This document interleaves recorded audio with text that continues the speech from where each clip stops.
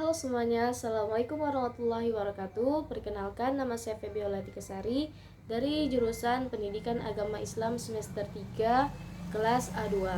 Di sini saya akan menjelaskan tentang apa yang saya identifikasi peluang di sekitaran rumah saya atau tempat tinggal saya, dan apa yang saya ambil untuk dijadikan ide usaha atau ide bisnis. Nah, saya melihat peluang yang ada di sekitar rumah saya, yaitu banyaknya anak-anak kecil umuran untuk masuk sekolah dasar, akan tetapi mereka belum bisa membaca, mengenal huruf, berhitung, dan orang tuanya pada sibuk tidak bisa mengajari. Nah, hal inilah yang saya identifikasi sebagai peluang untuk menjadikan ide usaha atau ide bisnis, di mana saya akan membuat usaha bimbel atau les untuk anak-anak yang ingin masuk sekolah dasar, atau anak-anak yang kelas 1 sekolah dasar akan tetapi belum bisa membaca, menulis, dan mengenal huruf. Nah, di sini saya membuka usaha yaitu bernama Aidan atau Taman Belajar. Nah, di mana ini adalah pengajarnya bisa saya sendiri, Febiola Tikasari. Alamatnya tepatnya di Jalan Kampung Bali Kota, Kelurahan Penyengat, RT 2 RW 2. Kontak saya 083801262179. Di sini saya akan menjelaskan yang pertama ialah pendahuluan. Yang pertama ada latar belakang dan historis berdirinya usaha saya. Nah, waktu saya sekolah dasar, saya juga sudah diantar orang tua saya ke tempat les. Tepatnya itu di rumah tetangga saya, di mana kedua orang tua saya waktu itu sibuk. Ayah saya bekerja dan ibu saya harus menjaga adik saya yang masih kecil waktu itu.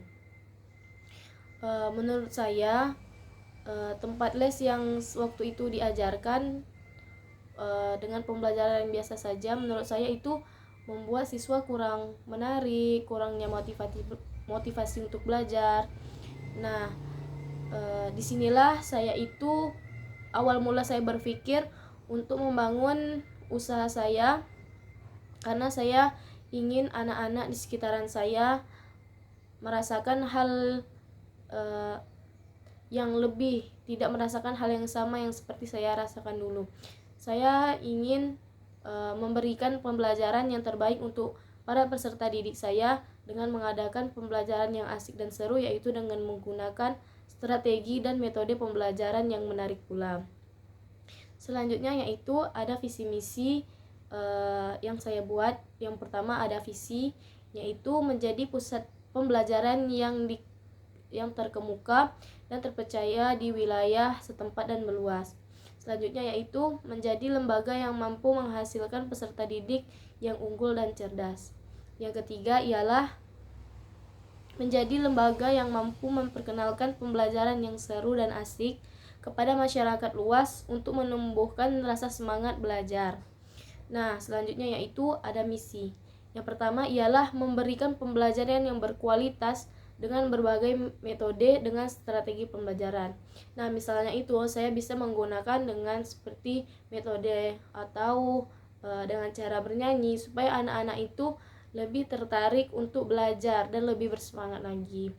Nah, yang kedua yaitu meningkatkan kemampuan dan kemauan siswa dalam belajar dengan memberi reward. Misalnya, setelah mereka bisa mengenal huruf atau mengenal angka, kita bisa memberikan reward atau motivasi dengan kata-kata pujian sehingga anak-anak tersebut itu menjadi lebih semangat lagi.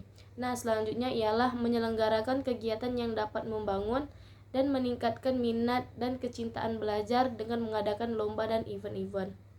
Nah, bisa dengan ini kita bisa mengadakan event-event kecil atau perlombaan-perlombaan kecil untuk mendorong anak-anak tersebut itu lebih semangat gitu, juga untuk meningkatkan minat belajarnya.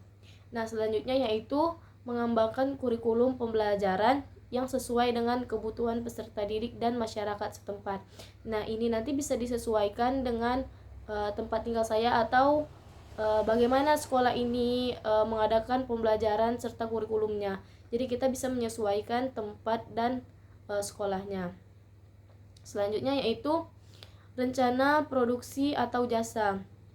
Nah, dari jasa Aidan ini akan berupa belajar membaca, menulis, berhitung, dan menjelaskan materi yang dipelajari di sekolah dengan menggunakan metode dan strategi beragam supaya pembelajaran dapat diterima dan dipahami oleh peserta didik. Nah, beberapa pembelajaran akan disediakan seperti baca, tulis, dan berhitung. Jasa ini tak hanya mengadakan pembelajaran awal, akan tetapi juga pembelajaran matematika. Aidan juga menyediakan bahan pembelajaran seperti poster, gambar, meja belajar, papan tulis, tempat yang nyaman, dengan view laut yang indah, yang membuat peserta didik tidak membosankan dalam belajar, dan dengan suasana baru, agar mereka itu menjadi semangat dan lebih tertarik untuk belajar. Selanjutnya yaitu ada rencana strategi pemasaran. Yang pertama ialah gambaran umum pasar, yaitu segmenting atau klasifikasi kelompok pasar. Pada Aidan, segmentasi pasar dilakukan berdasarkan tingkat sekolah dasar dan minat atau ingin mendalami pembelajaran matematika. Targeting yaitu memilih target pasar yang dituju.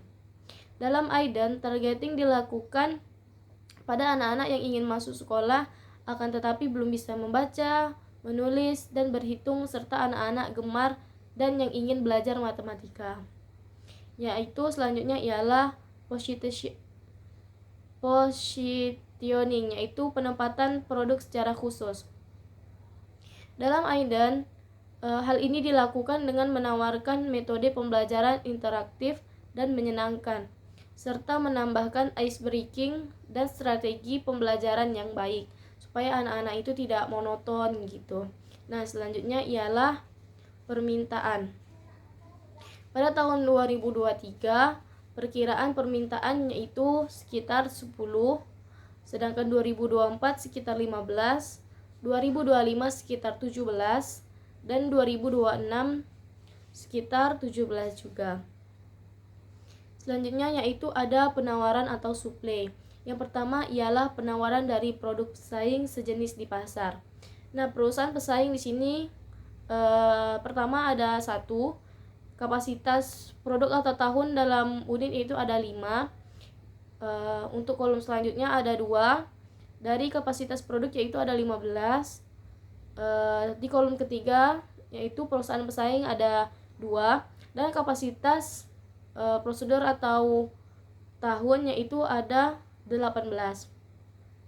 Nah, yang kedua ialah proyeksi penawaran dalam beberapa periode per tahun mendatang. Proyeksi penawaran disesuaikan dengan permintaan seperti kenaikan dikali persentase per tahun sesuai pertumbuhan ekonomi. Nah, di tahun 2023 itu perkiraan penawaran sekitar 25 orang. Sedangkan di 2024 perkiraan penawaran sekitar 27 orang. Dan di tahun 2025 permintaan penawaran sekitar 30 orang. Selanjutnya yaitu rencana penjualan dan pangsa pasar. Tahun 2023 permintaan yaitu ada sekitar 25, penawaran ada 5, peluang yaitu ada 20, dan perencanaan penjualan ada 15. Nah, pangsa pasar yaitu sekitar 75%.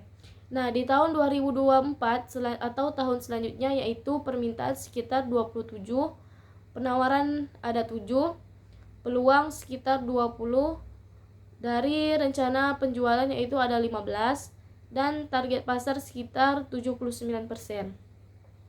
Nah, di tahun berikutnya yaitu tahun 2025 permintaan sekitar 30, penawaran sekitar 8, dan peluang yaitu 22.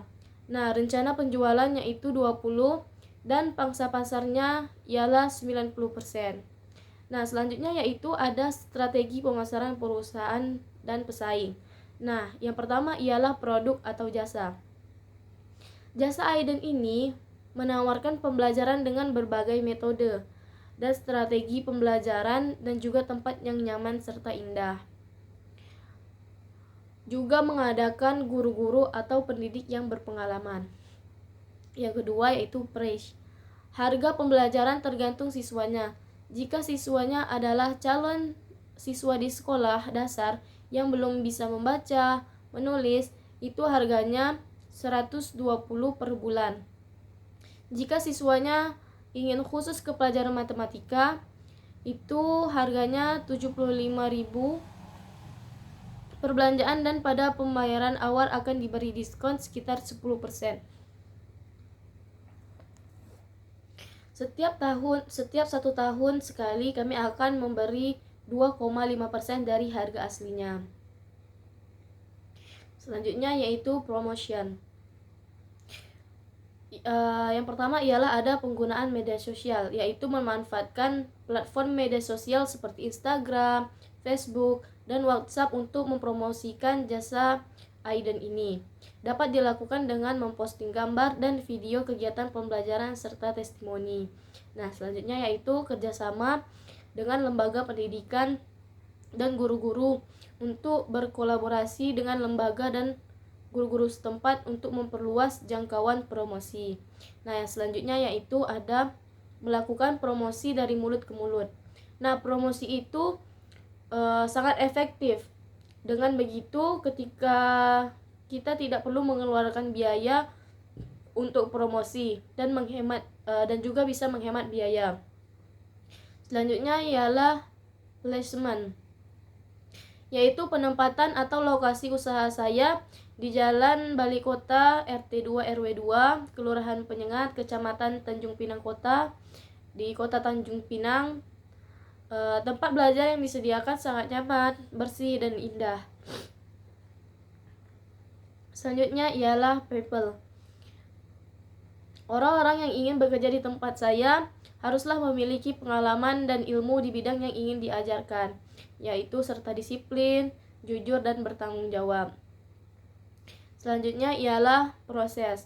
Proses yang akan ditampilkan meliputi proses pembelajaran yang efektif dan efisien. Proses akan dibagikan ke media sosial seperti Instagram, Facebook, dan WhatsApp. Selanjutnya yaitu menyediakan tempat belajar yang nyaman, bersih, melampirkan bukti fisik yaitu berupa seperti testimoni sertifikat serta hasil dari program pembelajaran yang akan memperkuat kepercayaan para calon siswa di Aiden. Nah, selanjutnya yaitu ada perencanaan organisasi dan manajemen. Yang pertama ada aspek organisasi, yaitu ada nama usaha adalah Aiden Taman Belajar. Nama pemilik atau pemimpin yaitu saya sendiri, Febiola Atikasari. Alamat tempat usaha yaitu Jalan Kampung Balai Kota, RT 2 RW 2, Kelurahan Penyengat, Kecamatan Tanjung Pinang Kota, di Kota Tanjung Pinang. Selanjutnya yaitu ada struktur organisasi. Ada jabatan, jumlah staf, uraian tugas, dan penggajian. Di sini saya menuliskan di dalam business plan yaitu ada yang pertama ialah direktur. Untuk uraian tugas, direktur ini bertanggung jawab atas semua kegiatan dan operasional usaha dan memperluas strategi pemasaran dan bekerja sama dengan lembaga pendidikan setempat. Di sini jumlahnya hanya 1 orang. Untuk gaji per bulan yaitu Rp495.000 dan total Rp495.000. Selanjutnya yaitu ada pengajar atau guru. Nah, untuk tugas pengajar atau guru di sini ialah mengajar dan memperkenalkan huruf-huruf abjad serta angka, melatih menulis, membaca, dan berhitung. Juga mengajari rumus-rumus matematika dengan cara yang cepat. Di sini jumlah guru yang saya rekrut yaitu ada 2. Untuk gaji per bulan ialah Rp420.000. Untuk total yaitu Rp840.000. Selanjutnya ialah ada staf administrasi. Untuk tugas staf administrasi ialah mengelola administrasi perusahaan seperti keuangan, pendaftaran, dan dokumentasi pembelajaran. Di sini saya merekrut yaitu jumlah 1 orang Untuk gaji per bulan yaitu 250.000 per bulan dengan total 250.000 per bulan. Total gaji per bulan untuk seluruh jabatan atau staf yaitu sekitar Rp1.585.000. Selanjutnya yaitu ada aspek legal atau izin. Nah, perizinan ini dilakukan agar usaha dapat beroperasi secara legal dan sesuai dengan ketentuan yang berlaku.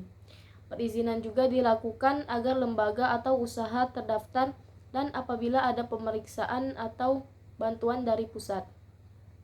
Usaha saya sudah terdaftar dan berhak mendapat bantuan, serta perizinan guna untuk bergabung dalam forum yang sejalan dengan usaha yang dijalani. Perizinan yang akan saya lakukan yaitu meliputi yang pertama ialah perizinan dari pihak RT, pihak RW dan kelurahan serta kecamatan setempat, yaitu di RW 2, RT 2, Kelurahan Penyengat dan Kecamatan Tanjung Pinang Kota. Selanjutnya ialah perizinan dari Kementerian Pendidikan Tanjung Pinang. Selanjutnya ada kegiatan praoperasi dan jadwal pelaksanaan. Di sini untuk kegiatan saya menuliskan yaitu survei pasar untuk jadwal pelaksanaan itu di minggu pertama, minggu kedua, dan minggu ketiga. Sedangkan untuk menyusun rencana usaha itu di minggu pertama dan minggu kedua. Karena menurut saya menyusun rencana usaha ini sangat penting, jadi sebaiknya dilakukan untuk minggu-minggu pertama dan kedua. Yaitu selanjutnya ada perizinan. Nah, sebelum kita membangun usaha atau bisnis, hendaknya kita juga meminta perizinan terlebih dahulu. Ini juga penting untuk dilakukan di awal kita membangun usaha, yaitu di minggu awal. Selanjutnya ada kegiatan survei dan pemasangan sarana penunjang, yaitu di minggu kedua dan minggu keempat. Dan selanjutnya ada promosi. Promosi ini saya lakukan dari minggu pertama, minggu kedua, minggu ketiga, dan keempat. Karena menurut saya promosi ini sangat penting. Jadi harus dilakukan secara terus-menerus untuk merekrut banyak peserta didik yang akan belajar di AIDAN. Selanjutnya yaitu pelatihan kepada staf dan guru. Nah, hal ini bisa dilakukan pada minggu ketiga dan minggu keempat. Selanjutnya yaitu ada inventarisasi kantor dan suplai kantor. Nah, di sini itu ada inventaris kantor. Tentang inventaris kantor atau perangkat kerja. Ada laptop, meja, printer, papan tulis, poster huruf dan angka.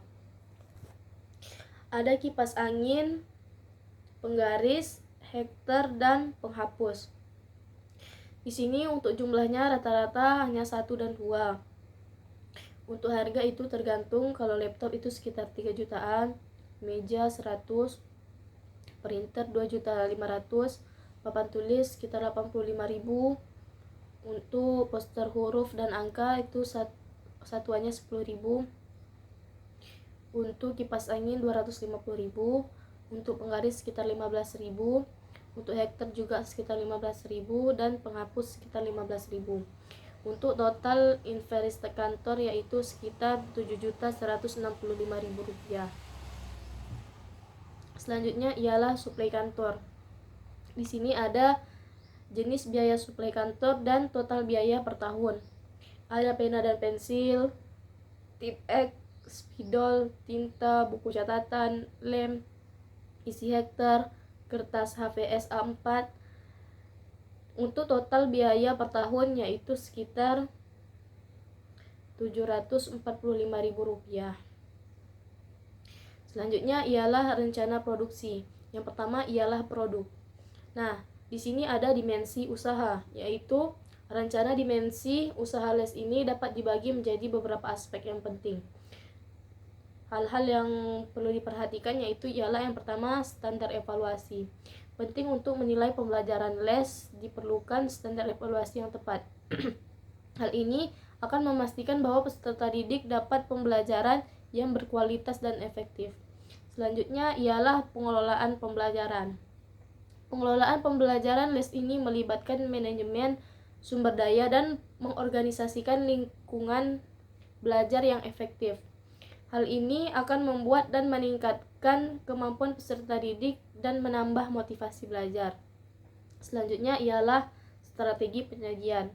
Strategi penyajian merupakan langkah-langkah yang diambil untuk menjangkau siswa dan membantu mereka memahami dasar-dasar pembelajaran dengan lebih baik. Selanjutnya ialah pengembangan keterampilan guru. Nah, guru merupakan pemeran utama dalam proses pembelajaran. Jadi, oleh karena itu, penting bagi guru untuk memiliki keterampilan dan pengetahuan guna menyajikan materi secara efektif dan menyenangkan.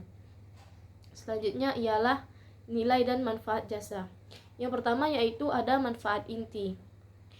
Manfaat inti ini sesungguhnya ialah yang diperoleh peserta didik, yaitu mengenal huruf, menulis, membaca, dan berhitung.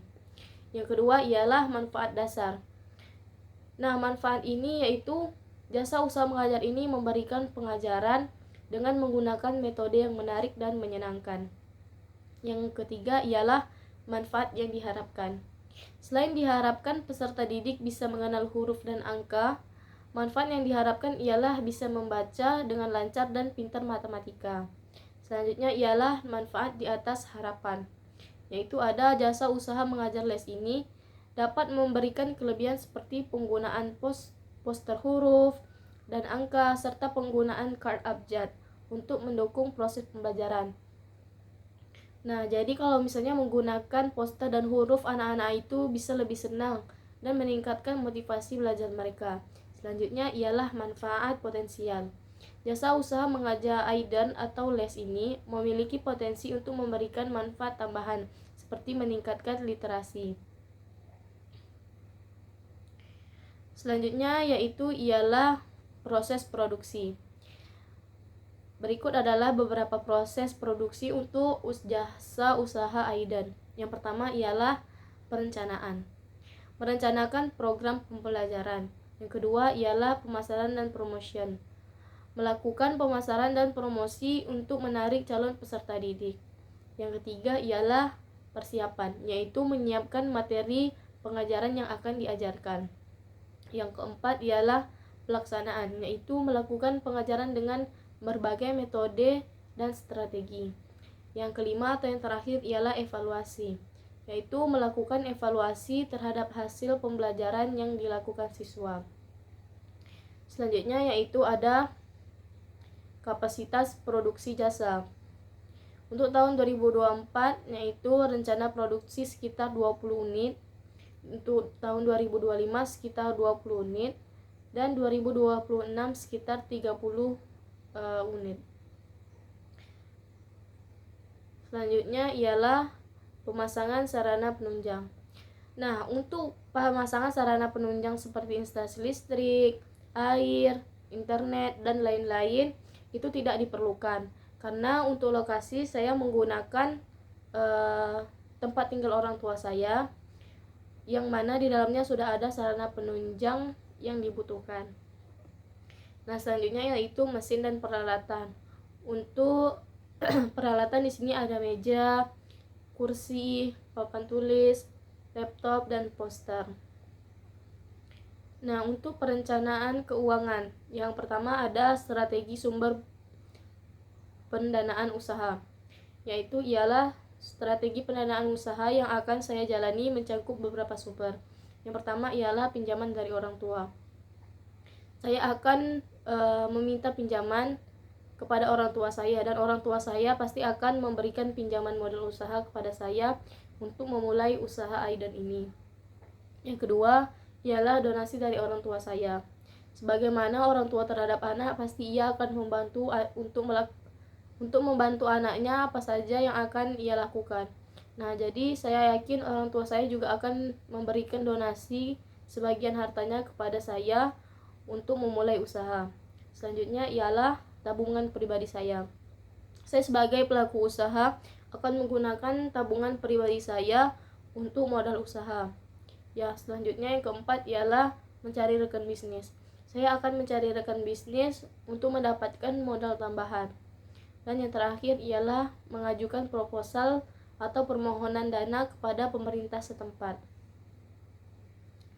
Selanjutnya ialah analisa kelayakan usaha yang akan saya jalani. Untuk menganalisa kelayakan usaha yang akan saya jalani, saya menganalisa menggunakan metode non-discounted cost flow. Metode yang diperlukan adalah payback period, yaitu atau BPB. Metode PBP ini sama dengan ialah modal awal atau investasi awal per omset 1 bulan. Di sini modal awal atau investasi awal sekitar 30 juta. Untuk omset 1 bulan yaitu 3 juta, sama dengan sekitar 10 bulan. Nah, sehingga payback saya atau investasi awal dalam usaha saya akan tercapai selama 10 tahun dengan omset 1 bulan minimal 3 juta rupiah. Selanjutnya, analisa keuntungan. Yang pertama, ada break even point atau BEP, yaitu identifikasi biaya tetap dan variabel. Biaya variabel meliputi buku-buku pelajaran dan honor pengajar. Harga per unit harga les pembelajaran dasar yaitu 120.000, dan untuk kursus pembelajaran matematika yaitu 70.000. BEP sama dengan biaya tetap kali 100%. Harga per unit dikurang biaya variabel atau per unit, yaitu 30 juta. Untuk harga jadi 190 kurang 15 sama dengan 172 orang. Nah, bisa disimpulkan bahwa untuk memperoleh titik impas dengan harga perorangan untuk pembelajaran dasar 120.000 dan pembelajaran matematika 70.000, maka lembaga harus mendapatkan murid sebanyak 172 orang. Selanjutnya, yang terakhir ialah analisa biaya tetap dan biaya tidak tetap. Untuk uraian biaya tetap yaitu ada gaji banyak 4 orang sekitar 1.585.000 rupiah. Untuk suplai kantor dan lembaga yaitu ada 2 juta rupiah. Dan biaya tidak tetap ada biaya listrik, air, dan lain-lain, total 350.000 rupiah. Dan biaya pemasaran yaitu sekitar 650.000 rupiah. Mungkin itu saja yang dapat saya sampaikan, terkurang saya mohon maaf. Sekian, saya tutup dengan wabillahi taufiq wal hidayah. Wassalamualaikum warahmatullahi wabarakatuh.